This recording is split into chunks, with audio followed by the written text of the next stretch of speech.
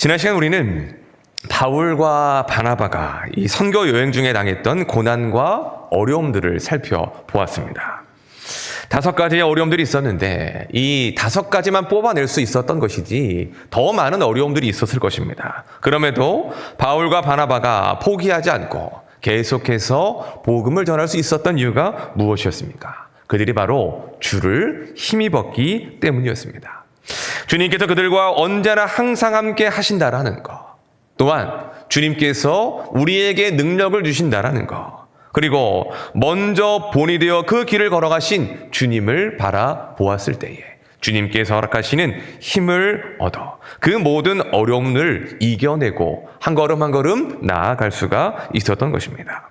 자, 오늘은 그 주님을 힘입어 또 다른 곳으로 이동해서 복음을 전하는 그 사역의 현장을 살펴보겠습니다.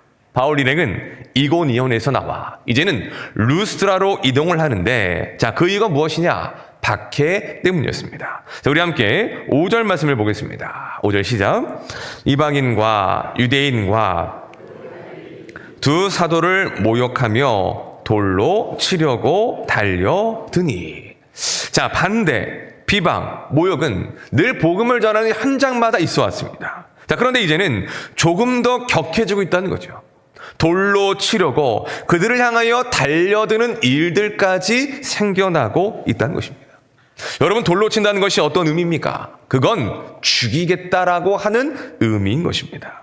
그 상황에서 바울과 바나바는 이제 루스드라로 도망을 갑니다. 그리고는 그곳에서 복음을 전하게 되는데 앞선 도시들과는 조금 달라진 모습을 볼 수가 있습니다. 각 도시들을 방문할 때마다 바울과 바나바가 가장 먼저 찾은 장소가 있었습니다. 어디입니까? 바로 유대인의 회당이었습니다. 유대인의 회당은 유대인 성인 남자 10명만 있으면 얼마든지 세울 수 있는 그러한 조직이었습니다. 그래서 회당이 있다는 것은 그곳에 적지 않은 유대인들이 살고 있었다라는 의미인 것입니다. 하지만 루스드라는 어떻습니까? 회당이라는 말 자체가 성경에 없습니다. 그 말은 루스드라에 유대인 남자가 10명도 채 되지 않을 만큼 당시 헬라 문화와 이방인들로 가득한 도시였음을 보여주고 있는 것입니다. 그래서 바울과 바나바는 회당이 없기 때문에 길거리에서 복음을 전하게 되는 것입니다. 여기서 우리는 그들의 선교의 여정을 이끌어 가시는 하나님의 신비와 하나님의 섭리를 확인하게 됩니다. 점차 하나님께서 바울 일행들을 유대인들이 없는 이방인들의 깊은 땅으로 인도하고 계신다는 것입니다. 왜 그럴까? 하나님께서 바울을 이방인의 사도로 부르셨기 때문입니다. 사도행전 9장 15절은 말씀합니다. 주께서 이르시되 가라, 이 사람은 내 이름을 이방인과 임금들과 이스라엘 자손들에게 전하기 위하여 택한 나의 그릇이라. 여기서 이 사람은 바울을 말합니다. 무엇을 위하여 바울을 택하셨느냐? 주님의 이름을 이방인들에게 전하기 위하여 그 사도 바울을 택하셨음을 말씀하고 있는 것입니다. 지금 하나님께서 이 바울 일행을 점점 유대인이 없는 이방의 땅으로 깊이 인도하시는 이유가 바로 여기에 있는 것입니다. 이방인의 사도로 부름을 받은 그 바울은 그 목적을 이루기 위하여 그를 이끌어 가시고 있다는 것입니다. 그런데 어떻게 인도하십니까? 버가에서는 바울에게 풍토병을 주심으로 인도하십니다. 비시디아 안독에서는 유대인들의 박해와 쫓겨남을 통해, 또한 이고니온에서는 생명의 위협을 받고 도망함을 통해 인도하셨다는 것입니다. 바울과 바나바는 그 모든 어려움들을 겪으며 그 사실을 알았습니다. 그래서 고난과 위기의 상황에서 도망을 하고 쫓겨남을 당하면서도 그들은 불평과 불만이 아니라 다시금 이동한 곳에서 복음을 전할 수가 있었던 것입니다. 무엇을 알았습니까? 주님이 항상 함께 하신다는 사실, 그리고 또한 그 모든 어려움의 과정을 통해 이 모든 걸음걸음을 주님께서 인도하신다는 것을 믿었기 때문인 것입니다. 사랑하는 여러분, 우리도 그렇습니다. 하나님은 우리가 생각할 때에 좋은 방법으로만 우리의 걸음을 인도하시지는 않는다는 것입니다. 때로는 우리가 생각했던 계획과 우리가 가고자 했던 길들을 막으심으로 인도하십니다. 또 여러 가지의 어려움을 통해 우리의 길들을 인도하시기도 한다는 것입니다. 그때 중요한 것이 무엇입니까? 우리가 주님의 손에 있다라고 하는 믿음, 또한 주님께서 우리의 삶의 목자와 같이 그 모든 상황들을 통하여 우리의 걸음걸음을 인도하신다라는 믿음이 있어야 한다는 것입니다. 바라기는 우리의 걸음걸음을 이끌어 가시는 주님의 손길과 인도하심을 믿고 신뢰하며 걸어가는 복된 성도들이 되시기를 예수님의 이름으로 축원합니다. 자, 이제 오늘 본문의 핵심적인 내용을 살펴보도록 하겠습니다. 우리 함께 8절을 보겠습니다. 시작. 루스드라의 발을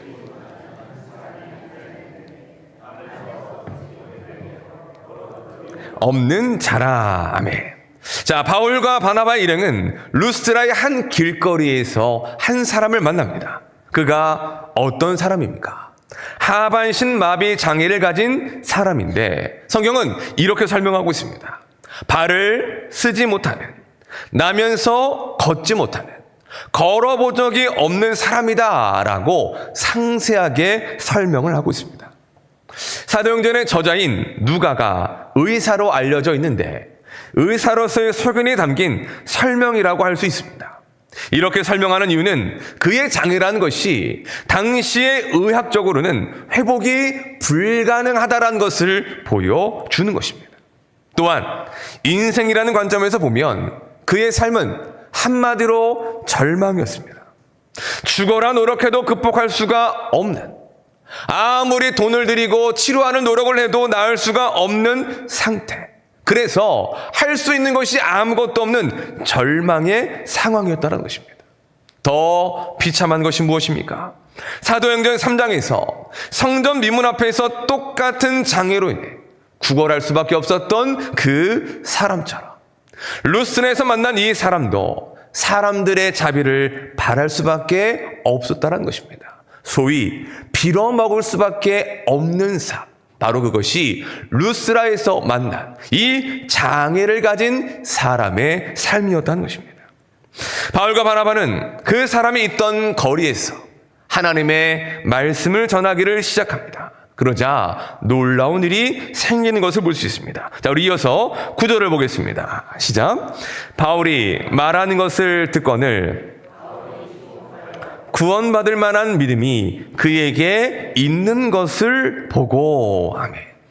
바울은 그 수많은 사람들 중에 그 사람을 봅니다. 왜냐? 그가 자신이 전하는 말씀을 듣고 있었기 때문입니다.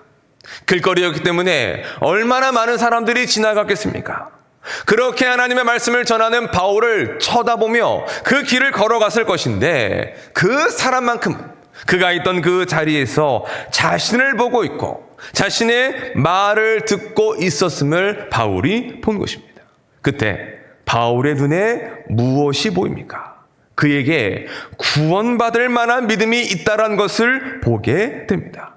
그 장인에게서 구원받을 만한 믿음이 그가 말씀을 듣고 말씀을 보는 그 모든 현장 속에서 바울이 주목하여 보게 되었다는 것입니다. 자, 우리 이어서 10절 말씀도 보겠습니다. 시작. 큰 소리로 이르되 내 발로 바로 일어서라 하니 그 사람이 일어나 걷는지라. 아멘. 바울이 그를 향하여 큰 소리로 말합니다. 내 발로 바로 일어서라. 그러자 어떻게 됩니까? 그가 일어섭니다. 그가 걷습니다. 나면서부터 한 번도 일어서 본 적이 없는 사람이, 걸어본 적도 없는 사람이 지금은 자신의 힘으로 일어나서 걷고 있는 것입니다. 루스드라라는 그 이방의 땅에서 선포된 그 복음이 한 사람의 자유와 치유와 구원을 받게 한 하나님의 기적과 역사를 일으켜냈음을 보여주고 있다는 것이죠. 자, 여기서 우리가 주목해야 될 부분이 있습니다. 그것은 그 사람이 어떠한 과정을 통하여 그와 같은 회복과 구원을 받았는지에 대한 부분입니다. 두 가지로 설명하는데, 첫째는 바울이 전하는 말씀을 들었다는 것입니다. 자, 우리 9절 말씀을 다시 한번 보겠습니다. 9절 시작.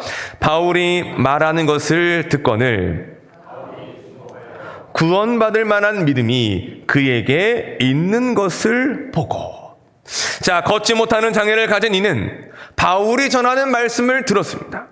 여기서 듣거늘이라고 하는 이 원어적인 의미는 경청하다, 들어서 깨닫다라고 하는 의미가 있습니다. 곧 듣고 싶지 않은데 들려졌다, 소리가 나서 들었다라고 하는 차원이 아니라는 것입니다. 경청하고 그 말씀을 들어 깨달았다는 것입니다. 여러분, 경청이 무엇입니까? 기울일 경에 들을 청자를 사용합니다. 곧 귀를 기울여 듣는다라는 뜻입니다. 그런데 들을 청자를 이렇게 풀이해서 경청을 설명하기도 합니다. 자, 들을 청에 담긴 의미, 이왕, 신목, 일십의 조합으로 왕처럼 귀를 크게 열고 10개의 눈으로 바라보듯 집중하여 상대방과 한마음이 되어 듣는다. 바로 이것이 들을 청자에 담겨진 의미라는 것입니다. 귀를 열고 눈으로 바라보며 마음으로 듣는 것. 근데 그 일을 내 마음과 귀를 기울여 하는 것이 바로 경청이라는 것이죠. 바로 그 사람이 그와 같은 마음과 태도로 바울이 전하는 말씀을 들었다는 것입니다. 어떤 남편이 퇴근해서 집으로 들어왔습니다. 그런 아내에게 이렇게 말을 합니다. 내가 오늘 직장에서 들었는데 여자가 남자보다 하루에 2배나 많은 말을 한다고 하더라. 이 말을 남편이 아내에게 했습니다. 그러자 그 말을 듣고 아내가 이렇게 답했습니다. 여보, 여자가 왜 그렇게 말이 많은지 알아요? 남자들은 똑같은 말을 꼭 2번, 3번씩 하게 만들기 때문이에요. 딱 이렇게 답을 하더라는 거예요. 그러자 남편이 말합니다. 뭐라고? 잘 못 들었어. 한 번 더 속을 뒤집는 그런 말을 한 것이죠. 자, 우리는 다른 이의 말을 경청해야 합니다. 경청만 잘해도 오해가 될 일이 없고 경청만 잘해도 다툴 일이 없습니다. 사람의 말도 그럴진데 하나님의 말씀은 어떨까요? 경청해야 됩니다. 귀를 크게 열고 10개의 눈으로 바라보듯 집중하며 한 마음이 되어 그 말씀을 들어야 한다는 것입니다. 지금 그 사람이 그렇게 바울이 전하는 말씀을 들었다는 것이죠. 그러니까 어떻게 됩니까? 놀랍게도 그 사람에게서 믿음이 생겨났다는 것입니다. 그는 하나님을, 예수님을 알지도 못하는 이방인이었습니다. 단 한 번도 하나님의 말씀을 들어본 적이 없는 사람이었습니다. 길거리에서 처음 만난 바울, 또한 그가 전하는 그 처음으로 하는 하나님의 말씀을 경청했을 때에 믿음이 생겨나게 되었다는 것입니다. 어떻게 이런 일이 가능한 것일까요? 믿음은 들음에서 나기 때문이라는 것입니다. 로마서 10장 17절 말씀 함께 보겠습니다. 시작. 그러므로 믿음은 들음에서 나며 들음은 그리스도의 말씀으로 말미암았느니라. 아멘. 여러분, 믿음은 갑자기 어디서 뚝 떨어지는 것이 아닙니다. 또한 믿음은 내가 믿겠다고 해서 믿어지는 것도 아니라는 것입니다. 하나님을 향한 믿음, 구원을 받을 수 있는 그 모든 믿음은 어디에서 납니까? 들음에서 난다는 것입니다. 하나님의 말씀을 들을 때 믿음이 생겨나게 된다는 것입니다. 그냥 듣는 것이 아닙니다. 경청할 때입니다. 하나님의 말씀을 듣고 깨달아 알 때입니다. 그 말씀에 우리의 귀를 기울이고 그 말씀에 우리의 마음을 기울이고 눈으로 바라보듯 한 마음으로 그 말씀을 들을 때에 하나님은 그 말씀을 통해 들려진 그 모든 사람의 마음 가운데에 믿음을 주시고 믿어지게 하시는 역사를 일으켜 주신다는 것입니다. 자, 두 번째는 믿음으로 순종을 했습니다. 자, 우리 10절 말씀 다시 한번 보겠습니다. 시작. 큰 소리로 이르되 내 발로 바로 일어서라 하니 그 사람이 일어나 걷는지라. 아멘. 바울은 구원받는 믿음이 그에게 있는 것을 보고 큰 소리로 외칩니다. 내 발로 바로 일어서라. 그러자 그 사람이 어떻게 합니까? 일어나서 걷습니다. 하나님은 바울을 통해 일어서라 라고 말씀하셨고, 그 사람은 들려진 그 말씀을 믿고 순종하여 일어났고 걷게 되었다는 것입니다. 곧 그가 믿음으로 순종하자 하나님의 기적이 그의 삶 가운데에 나타났다는 것입니다.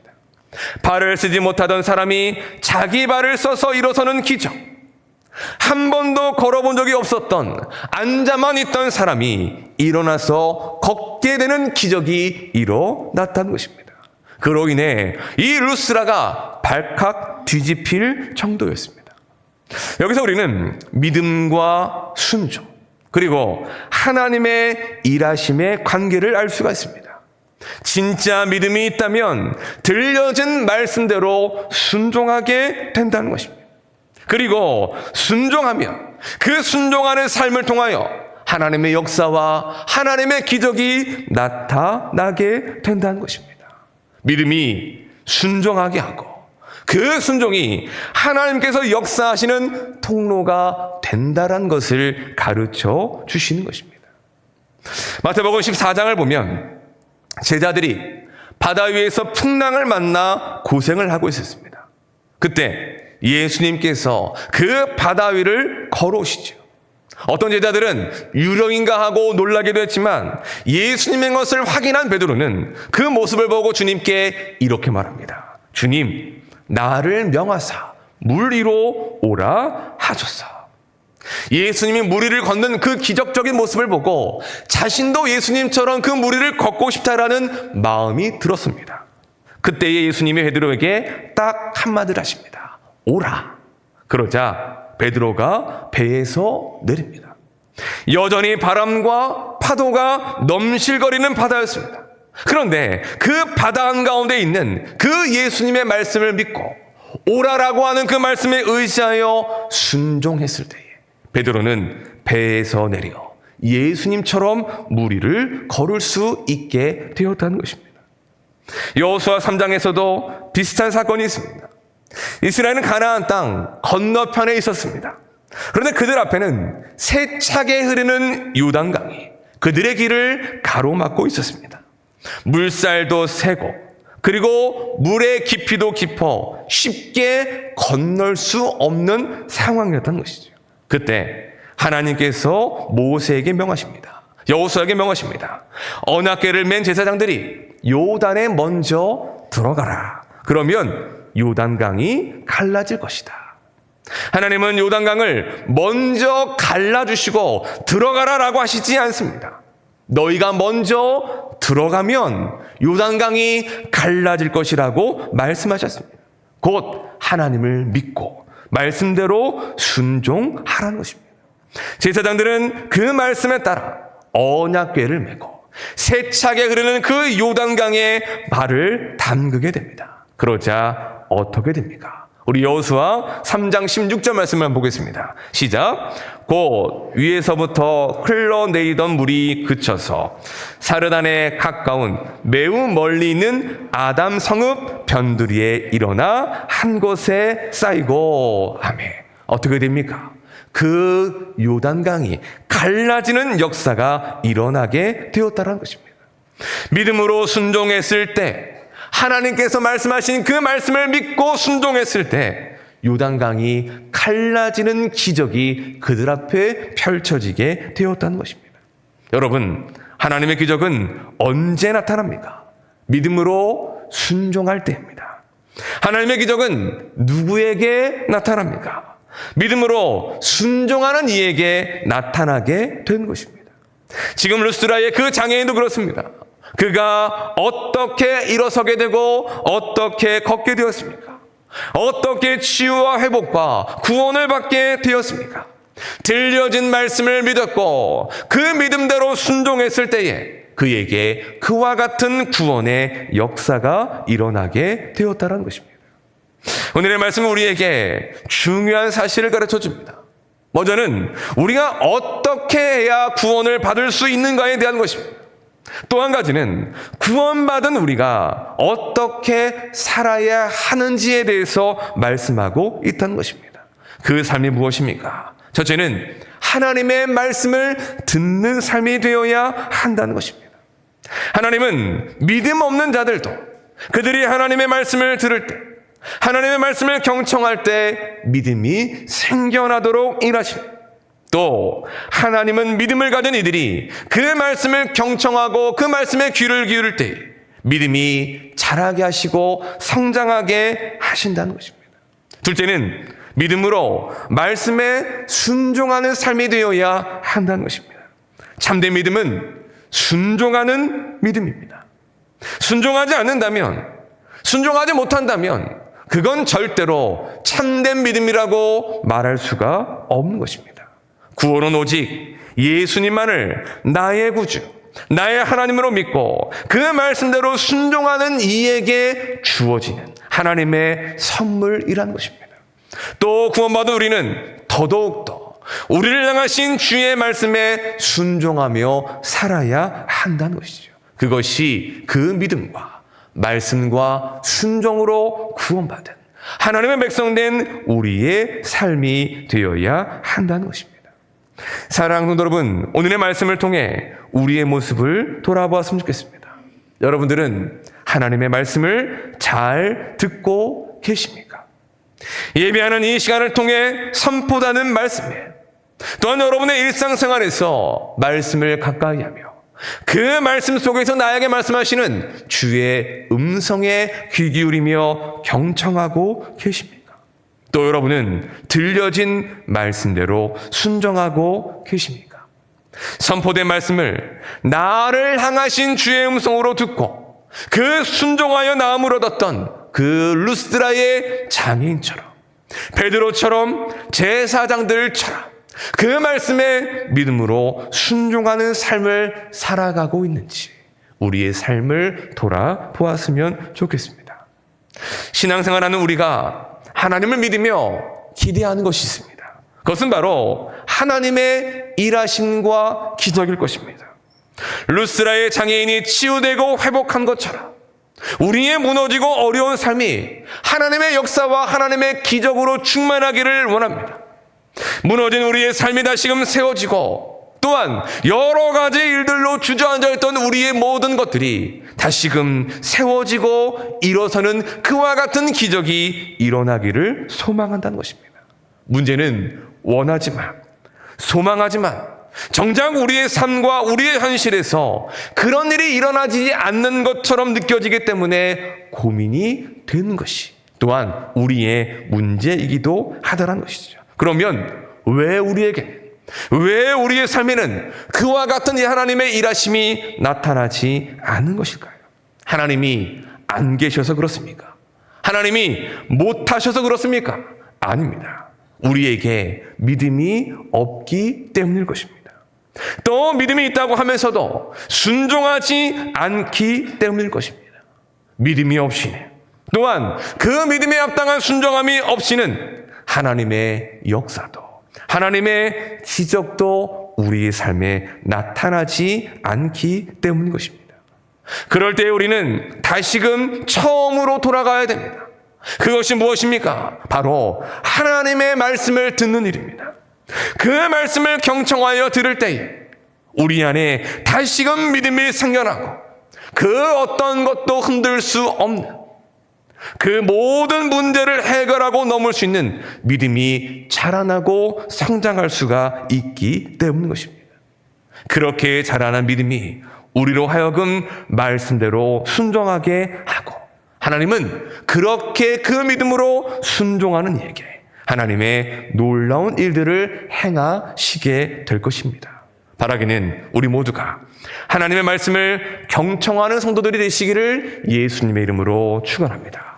그래야 그것이 우리에게 믿음이 되고, 그래야 그것이 우리에게 자라서 순종하는 믿음이 되어 주님의 역사와 주님의 기적과 주님의 일하심을 경험하며 살아가는 우리 모두가 되실 수 있기를 예수 그리스도의 이름으로 축원합니다. 말씀을 정리하겠습니다. 김창업 교수가 한 라디오에서 이런 말을 했습니다. 사람의 말에는 창조의 힘이 있는 것 같습니다. 말 한마디로 사람의 마음에 어둠을 만들기도 하고 빛을 만들기도 합니다.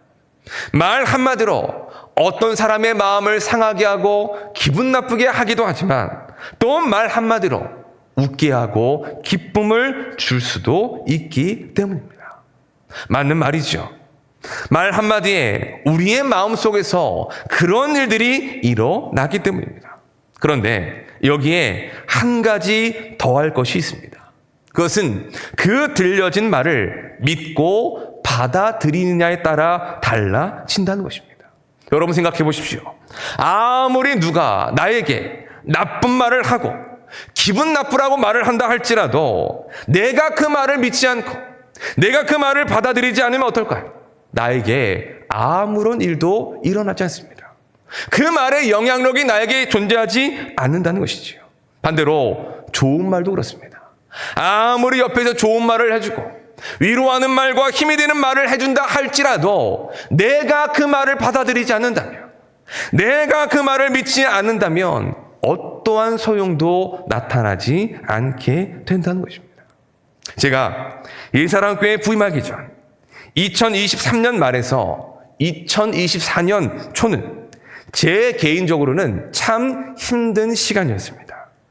교회에서의 연차는 쌓이고 나이는 이제 40을 넘고 그래서 담임 목회 지원을 하게 되었는데 한 2, 3년 동안 50군데 지원을 했는데 번번이 떨어지고 있었던 것입니다. 그쯤 되니까 별의별 생각이 다 드는 겁니다. 아, 난 안 되나 보다. 난 여기까지인가 보다. 나는 아직 멀었나 보다. 너무 부족한가 보다. 그러니까 더 위축이 되고 자신감도 더 사라지게 되었습니다. 2024년 초에 담임목사님께서 안식년 3개월을 가시게 되었습니다. 그럼 보통 외부에서의 외부 설교자를 모셔오든지 하는데 갑자기 저를 부르시더니 네가 맡아서 해라 라고 하시는 거였습니다. 가장 힘든 시기, 자신감도 떨어진 시기, 뭐 지원하면 번번이 떨어지는 그러한 설교를 할 수밖에 없는 저인데 어떻게 주일을 맡아 설교를 할까라고 하는 두려움과 불안함이 있었습니다.